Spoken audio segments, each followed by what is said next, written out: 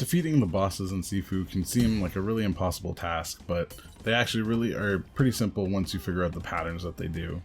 There are also some other things that you can do to make them easier, like using your focus meter when you have it built up, as well as using weapons in the fight. So with the first boss here, actually, my first tip is that you can actually pick up a metal pipe here in the hangar before you get to the first boss. So if you just, once you beat everybody in here, pick up the metal pipe. There'll be 3 other enemies through here, but if you rush them, you can quickly take them out. Like, you can instantly take out the big guy, and the other 2 guys are super simple. So take them out, and that way you'll have a metal pipe going into the boss battle, which will do some extra stun damage and regular damage, so makes it nice and easy.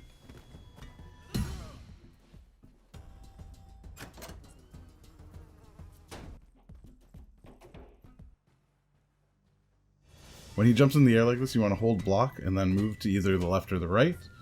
As he comes down at you, then you can punish him with usually 3 attacks at the end there. If he does hit you like this, then it will stun you and do a fair bit of damage.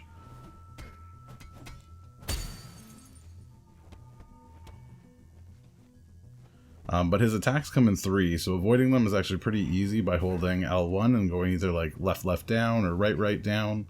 All you really need to do is count out the timing, so it goes 1, 2, 3. Once you do avoid it, you can punish him, usually using the heavy attacks I find is the best, and you can usually get 3 in. But if you count it here, so he should attack again. 1, 2, 3. And get some damage. 1, 2, 3.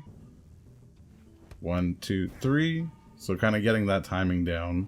If you block or parry at that same time, you'll actually get his stun gauge up a lot faster.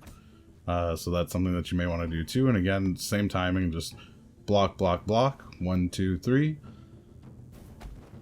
He does have a sweep attack that's hard to see ahead of time. You can block it if you hold L1, or you can simply roll to the side after you fall, pushing R2.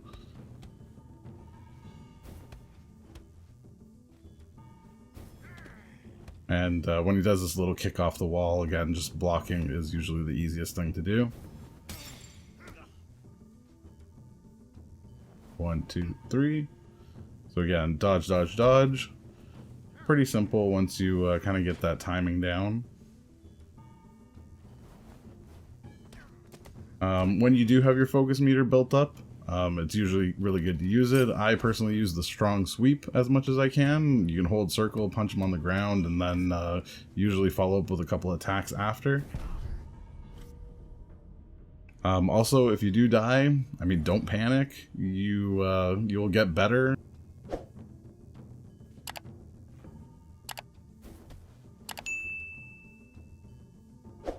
Back here. So I'll just kind of try to show off the dodge a little bit more. And again, you see those sweep attacks, and it's hard to really guess when he's going to do that. So again, if you're just holding block, you can block him, but your best bet here is, again, just kind of weaving when he's doing his attack, and then follow up with some punishing damage.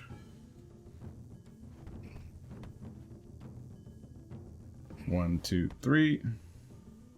Also, when you do dodge, you get some of your stagger meter back, which is good. You also build up focus faster by avoiding the attacks like that. So, again, I'm not using my focus meter here much. I could have easily taken him out there, but just to kind of show you some more. But yeah, so dodging his attacks is really good that way to build up the meter and use it faster. Alright, so phase 2. He'll do the same kind of lunge attack. But there are actually weapons that you can pick up in here, which is helpful. So if you run to the back, you'll find these bamboo sticks. You can also find there are more here if you just run into these little structures. They'll fall down and drop the sticks so that if yours breaks, then you can pick up another one. He still does the same timing with his attacks here, so it's still usually patterns of 3. So like 1, 2, 3, where you just want to weave, weave, weave. He does have a couple times where he will do an extra attack. Usually an extra 2 to 3 attacks, so you'll want to be holding block just in case he's doing that. And again, you can try and weave them.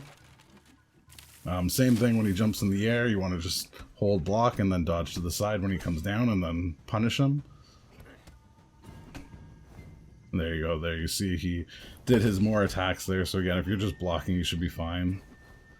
I find he does his ground sweep a lot more in this one. Again, just holding block, you should be fine, you can block it that way. Trying to jump over it, I find usually I get wrong more often than I get right, so... when he raises his right arm actually like this, it's actually a really easy parry that will actually interrupt his attack, and it does quite a bit of stun damage to him. So this is the perfect time to just press block as he's doing it, and you'll learn that attack really easily. Again, just dodge out of the way, follow up with some damage. Again, I could take him out a lot faster, but I'm just trying to show you the patterns here.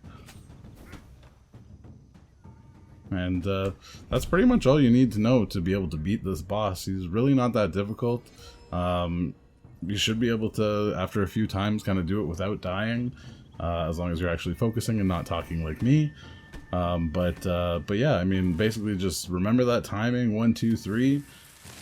Block these big attacks like that kind of thing, and you'll be able to take him out no problem. Alright, good luck. If this is helpful, let me know, and I'll try and get some more up really soon. Thanks, and take it easy.